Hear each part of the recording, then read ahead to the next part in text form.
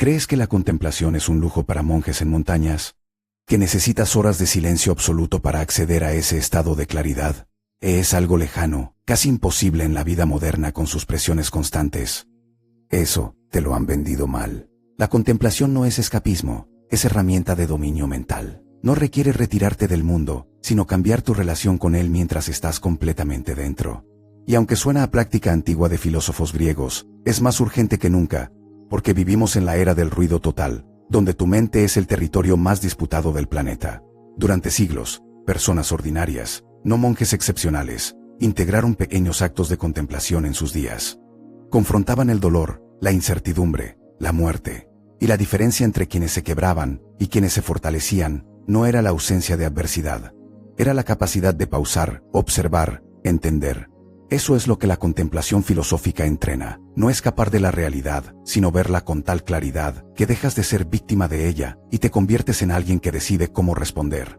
Hoy te voy a enseñar 8 formas de practicar la contemplación filosófica diaria, métodos que puedes ejecutar en 5 minutos entre reuniones, en el viaje al trabajo, en la noche antes de dormir.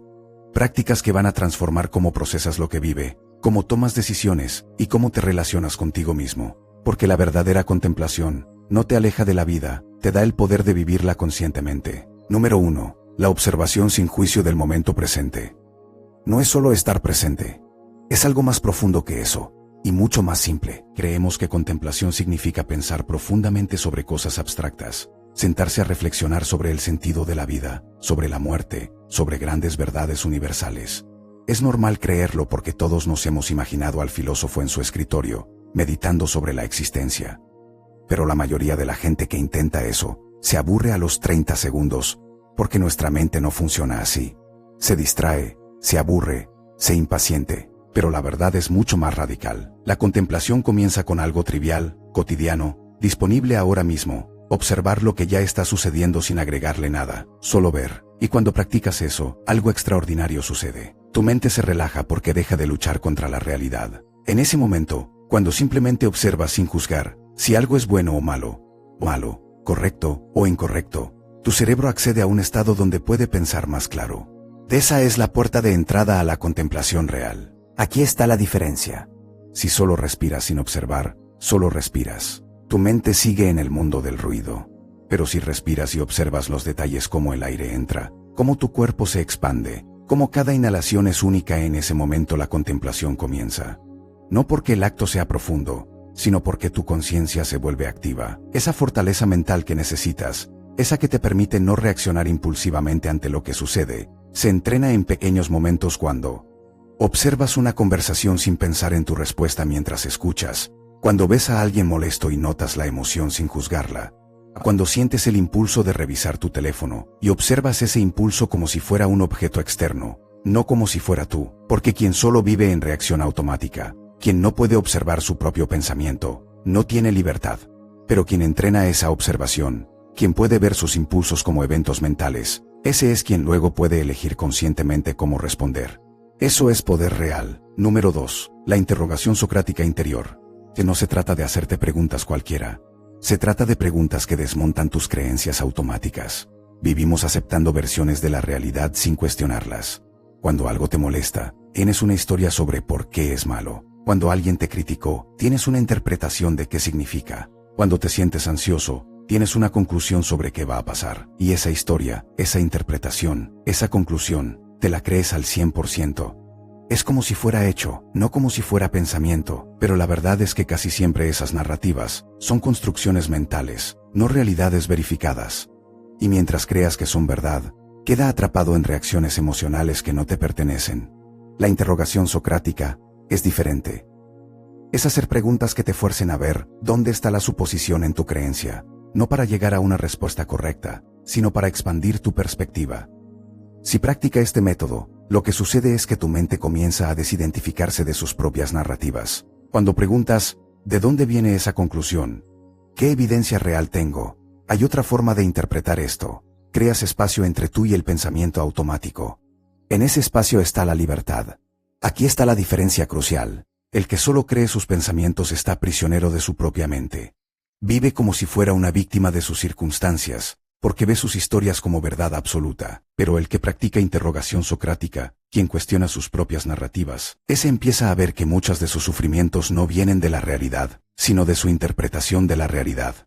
Esa capacidad se entrena en pequeños momentos cuando tu jefe te hace una crítica, y en lugar de creer, incompetente, preguntas, ¿es eso cierto, o es una interpretación? Cuando sientes rechazo y preguntas, ¿realmente me rechazaron o me rechacé primero? Cuando tienes miedo al futuro y preguntas, ¿está sucediendo ahora, o lo estoy inventando? Porque quien solo vive en reactividad automática, no tiene acceso a su propio poder, pero quien practica el cuestionamiento, quien puede ver sus propios pensamientos como eventos mentales examinables, ese es quien después puede elegir con total libertad. Eso es verdadera contemplación. Número 3. La reflexión sobre la dicotomía del control. Esto es quizás la herramienta más liberadora que existe, y la mayoría nunca la practica conscientemente. Pasamos vidas angustiados por cosas que no podemos controlar. Nos preocupamos por opiniones ajenas, por lo que otros piensan de nosotros, por si algo saldrá bien, por si nos enfermaremos, por si nos rechazarán. Y esa angustia es crónica, no es un momento, es un estado permanente, porque estamos constantemente invirtiendo energía emocional en lo imposible de controlar. Pero la verdad que los antiguos entendieron es destructiva en la mejor manera. Lo único que realmente controlas es tu juicio, tu intención, tu esfuerzo y tu respuesta. Punto. Eso es todo. Todo lo demás, resultados, reacciones de otros, circunstancias, están fuera de tu jurisdicción.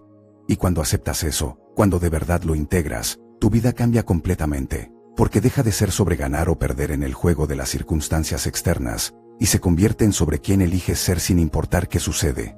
Si practicas esta reflexión diariamente, lo que ocurre es un cambio radical de donde pones tu atención. Tu mente deja de estar constantemente ansiosa por controlar el incontrolable, y se puede enfocar en lo que realmente puedes influir, tu esfuerzo, tu carácter, tu intención. Aquí está la diferencia. El que confunde lo controlable con lo incontrolable, vive en angustia permanente. Trabaja duro por resultados, pero los resultados dependen de infinitas variables que no controla. Espera que otros lo aprecien, pero la apreciación depende de la mente de otros. Vive como marioneta de circunstancias. Pero el que claramente distingue lo que controla de lo que no controla, ese redirige toda su energía a lo que realmente tiene poder. Produce con total compromiso, pero no se destruye si el resultado no es el esperado. Da su mejor esfuerzo en la relación, pero no depende de la otra persona para estar bien. Esa lucidez se construye en pequeños momentos cuando reconoces que no puedes controlar si alguien te ama, pero sí puedes controlar si das lo mejor de ti. Cuando entiendes que no puedes controlar si la economía cae, pero sí puedes controlar cómo te preparas. Cuando ves que no puedes controlar la reacción de otros, pero sí puedes controlar tu integridad. Porque quien vive confundido sobre esto, está en constante frustración. Pero quien ha contemplado profundamente la dicotomía del control, ese ha ganado la paz más radical posible. Eso es libertad verdadera. Número 4. La visualización del final para clarificar el principio. No es pensamiento positivo. Psicología reversa aplicada a tus prioridades. Vivimos como si tuviéramos garantizado todo el tiempo del mundo. Posponemos las conversaciones importantes, porque siempre habrá mañana. Porque siempre habrá mañana. No hacemos lo que realmente nos llama porque primero tenemos que hacer lo urgente. No pasamos tiempo con quien amamos porque estamos ocupados. Y de repente el tiempo se acaba, y te das cuenta de que invertiste tu vida en cosas que no importaban. Pero la verdad es que cuando verdaderamente aceptas que ese tiempo es limitado, portando sus controventallado, no desde el intelecto sino desde las entrañas, tu vida se reorganiza instantáneamente. De repente lo urgente deja de ser urgente. De repente las prioridades falsas se vuelven transparentes. La práctica es simple, pero devastadora en su efectividad. Cada mañana, o en la noche antes de dormir, imagina que esta es tu última semana de vida. No como una amenaza depresiva, sino como aclaración. ¿Qué harías diferente? ¿Con quién pasarías tiempo? ¿Qué conversaciones tendrías? ¿Qué dejarías de hacer inmediatamente? Si haces esto regularmente, lo que sucede es que tu vida comienza a alinearse con lo que realmente importa. No es que te vuelvas deprimido, es que te vuelves consciente, y esa conciencia es la brújula que necesitas. Aquí está el contraste. El que evita pensar en su finitud, vive en ilusión, cree que tiene infinito tiempo, entonces no elige, entonces deja que las circunstancias elijan por él. Termina viviendo una vida que no eligió conscientemente, pero el que contempla regularmente su mortalidad, ese desarrolla una claridad implacable. Sabe exactamente qué importa y qué no. Su tiempo se vuelve sagrado porque sabe que es finito. Esa transformación comienza en pequeños momentos cuando rechazas una obligación que no alinea con lo que realmente importa, cuando cancelas una actividad que te drena y no sirve, cuando escribes ese mensaje que querías escribir, cuando llamas a alguien con quien querías conectar hace tiempo, porque quien pospone indefinidamente, quien vive como si tuviera garantizado todo el tiempo, no está vivo realmente, pero quien ha contemplado su finitud de verdad, quien la ha sentido, ese después vive con una urgencia sagrada y con una paz paradójica. Eso es saber vivir. Número 5. La meditación sobre los obstáculos como maestros. No es aceptación pasiva. Es transformación radical de tu relación con lo difícil. Tenemos una relación completamente infantil con los obstáculos. Creemos que deberían no existir. Que si trabajamos lo suficiente, si pensamos positivo, si rezamos lo suficiente, si hacemos todo bien, entonces todo fluirá sin rozaduras. Y cuando nos topamos con obstáculos, y los hay siempre, porque la vida está hecha de ellos, nos sentimos traicionados, como si algo estuviera mal, como si mereciéramos facilidad. Pero la verdad que los antiguos sabían es que los obstáculos son exactamente lo que necesitas para crecer. No son interrupciones del camino, son el camino mismo. Y la diferencia entre quien se quiebra ante la dificultad y quien se fortalece es cómo ve esa dificultad. La práctica es contemplativa pero también activa. Cuando enfrentes un obstáculo, y pueden ser obstáculos en tu trabajo, en tus relaciones, en tu salud, en tus finanzas, no solo aceptes que estar ahí. Pregúntate, ¿qué cualidad necesito desarrollar para atravesar esto? ¿Qué estoy aprendiendo? ¿Quién necesito ser para que esto no me destruya? Si practicas esto consistentemente, lo que sucede es que tu relación con la adversidad se invierte. Dejas de verla como algo que te sucede y comienzas a verla como algo que te construye. Tu mente comienza a buscar la utilidad en la dificultad, en lugar de solo lamentarla. Aquí está la diferencia profunda. El que solo ve los obstáculos como obstáculos, que maldice la dificultad y la rechaza, vive en guerra constante con la realidad, porque los obstáculos nunca van a desaparecer. Pero el que ha aprendido a verlos como maestros, que pregunta, ¿qué tengo que aprender?, ese se fortalece con cada reto. No le duele menos, pero significa algo diferente. Esa madurez se cultiva en pequeños momentos, cuando algo sale diferente a lo planeado y preguntas, ¿qué puedo aprender? Cuando alguien te critica duramente y buscas si hay verdad en eso, cuando fallas en algo importante y reconoces que ese fracaso te enseña más que 100 éxitos, porque quien solo quiere éxitos y evita dificultades, no crece nunca.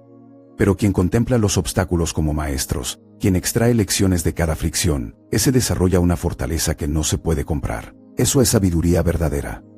Número 6. La contemplación de la interconexión de todas las cosas. No es holismo vago. Es ver la realidad como es. Nada existe aislado, pasamos la vida operando como si fuéramos islas. Mi problema, mi vida, mi carrera, mis miedos, mis éxitos. Es normal porque la cultura del individualismo nos educa así. Pero eso es una ilusión profunda que produce sufrimiento constante. Porque cuando te ves como isla separada del resto, entonces tienes que competir, protegerte, controlar todo tu entorno. Es agotador. Pero la verdad que los antiguos contemplaban es que todo está conectado.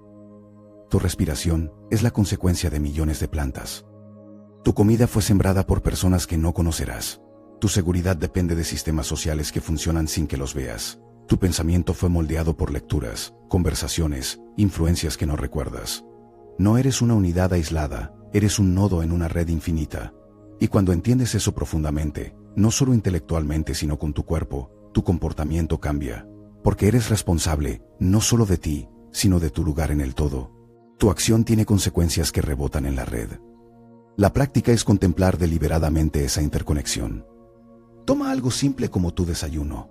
Visualiza de dónde vino cada elemento. Los granos vinieron de tierra cultivada. Esa tierra requirió lluvia. Esa lluvia vino de océanos que evaporaron. Los océanos alimentan el planeta completo. Los granos fueron transportados. Personas trabajaron, máquinas fueron construidas por otros, y ahora eso está en tu plato. Y cuando lo comas, alimentará tu cuerpo que depende de aire, que compartimos todos. Tu energía que tienes después de comer puede afectar cómo tratas a otros. Cómo tratas a otros afecta cómo la sociedad funciona. Todo está tejido.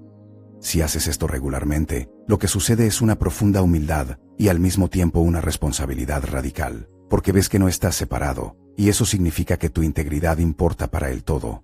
Si está el contraste, el que se ve como isla separada vive en competencia constante, vive con defensa permanente, vive tomando del mundo como si pudiera.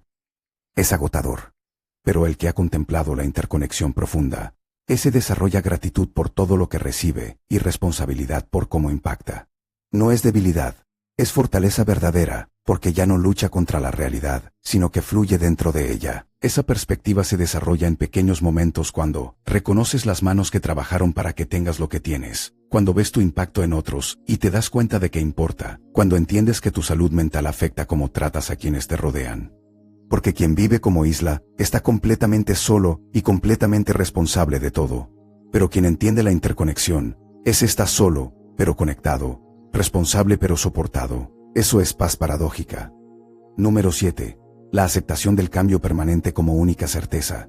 No es resignación, es la llave para dejar de sufrir por lo que no puedes evitar. Nuestro instinto más profundo es buscar estabilidad. Queremos que lo que amamos se quede igual. Queremos que nuestro cuerpo no envejezca. Queremos que nuestra situación económica no cambie. Queremos certeza. Y porque la vida es cambio permanente, vivimos en constante ansiedad. Porque siempre estamos intentando congelar algo que por naturaleza es fluido. Pero la verdad que transforma es simple. El cambio es la única garantía. Todo lo que existe está en movimiento constante. Tu cuerpo se renueva, tus células mueren y nacen, tus emociones cambian, tus circunstancias evolucionan. Tus relaciones se transforman. Y la resistencia a eso, el intento de congelarlo, es exactamente lo que causa el sufrimiento. La práctica es contemplar y aceptar la impermanencia de todo, no para volverse deprimido, sino para liberarte. Observa cómo las estaciones cambian, cómo tus emociones van y vienen, cómo los años pasan y tú ya no eres quien eras, cómo las personas que amaste de cierta forma ya no te aman así, cómo lo que ayer era importante hoy no lo es. Y en lugar de resistir eso, permítete sentir la belleza de la impermanencia. Si contemplas esto sinceramente, lo que sucede es que tu garra se relaja.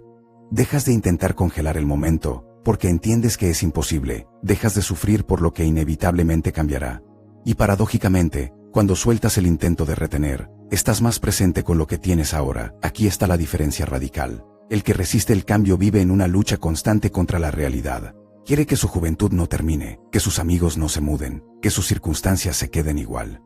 Vive en sufrimiento crónico, porque pelea contra lo que inevitablemente es.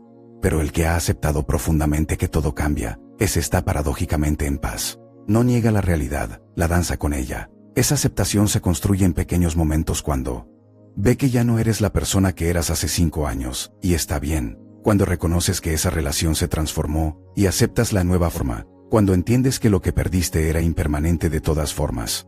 Porque quien resiste la impermanencia, está atrapado en duelo permanente.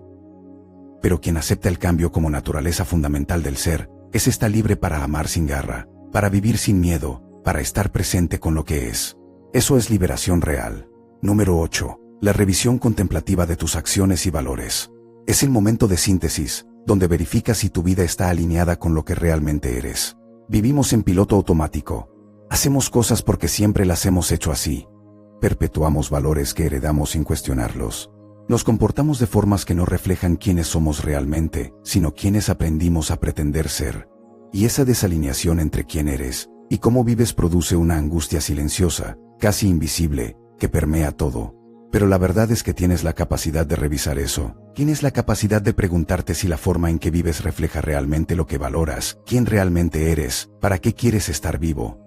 La práctica es simple pero profunda. Regularmente puede ser una vez a la semana, o una vez al mes. Siéntate en silencio, y pregúntate, ¿qué hice esta semana que reflejaba mis valores reales? ¿Hasta dónde me comporté de forma automática sin estar presente? ¿Hay algo que hice que no hubiera hecho si realmente estuviera vivo? ¿Hay algo que no hice porque tenía miedo o porque estaba condicionado? ¿Quién necesito ser para vivir consistente con lo que realmente creo? No es para culparte, es para crear conciencia. Porque la conciencia precede al cambio. No puedes alinear tu vida si no ves dónde está desalineada. Si haces esto regularmente, lo que ocurre es que tu vida comienza a cambiar sola, porque todos los días tienes feedback sobre si estás viviendo conscientemente o automáticamente. Tu mente comienza a detectar inconsistencias, y comienzas a hacer pequeños ajustes que con el tiempo transforman tu existencia completa. Aquí está el contraste final. El que nunca revisa vive completamente inconscientemente. Hace cosas porque sí. Sigue programas que heredó sin cuestionarlos. Vive como actor en una obra que no eligió. Pero el que practica la revisión contemplativa regular, ese es el director de su propia vida. Detecta dónde está traicionando sus valores y puede corregir en tiempo real. Esa alineación se construye en pequeños momentos cuando reconoces que dijiste algo que no creías y preguntas por qué lo hiciste, cuando ves que pasaste tiempo en algo que no importa y decides cambiar mañana, cuando sientes que tu comportamiento no es congruente con quien quieres ser y tomas acción. Porque quien vive inconscientemente está prisionero de su propio automatismo. Pero quien practica la revisión contemplativa, quien regularmente se pregunta si está viviendo o solo existiendo, ese es quien después puede decir que su vida es realmente suya. Eso es integridad verdadera. Todo lo que escuchaste hoy no es simplemente meditación, es ingeniería de tu conciencia. Estos no son ejercicios espirituales para escapar de la vida, son herramientas mentales para dominarla. Son las claves para vivir una existencia deliberada, en lugar de una existencia accidental.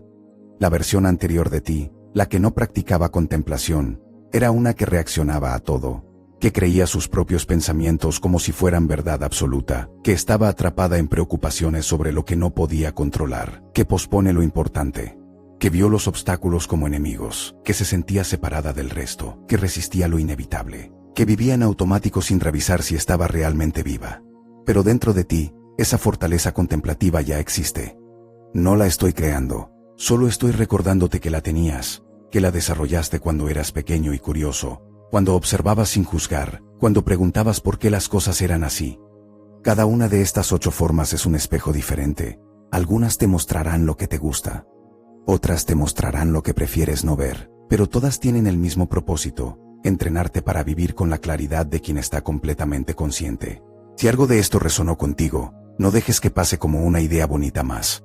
Vuelve. Escúchalo. Practica una de estas 8 formas esta misma semana. No es complicado. La observación sin juicio requiere solo 5 minutos. La interrogación socrática interior puedes hacerla mientras lavas los platos. La meditación sobre los obstáculos puedes hacerla cuando enfrentes el próximo reto. Cada una de estas prácticas cabe en la vida que ya tienes, porque esto no es sobre escapar de tu realidad. Es sobre transformarte a ti mismo mientras estás completamente dentro de ella. Es sobre convertirte en alguien que ve. Es sobre convertirte en alguien que elige en lugar de alguien que solo reacciona.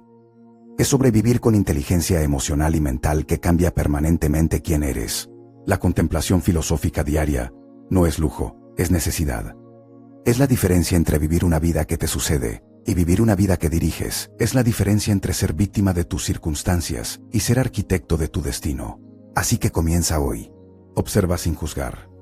Cuestiona tus propias narrativas. Distingue lo que controlas de lo que no. Visualiza tu final para aclarar tu presente. Ve los obstáculos como maestros. Reconoce la interconexión. Acepta la impermanencia. Y revisa regularmente si estás viviendo consistente con quien realmente eres. Porque eso no es solo meditación. Eso es vivir conscientemente. Eso es libertad real.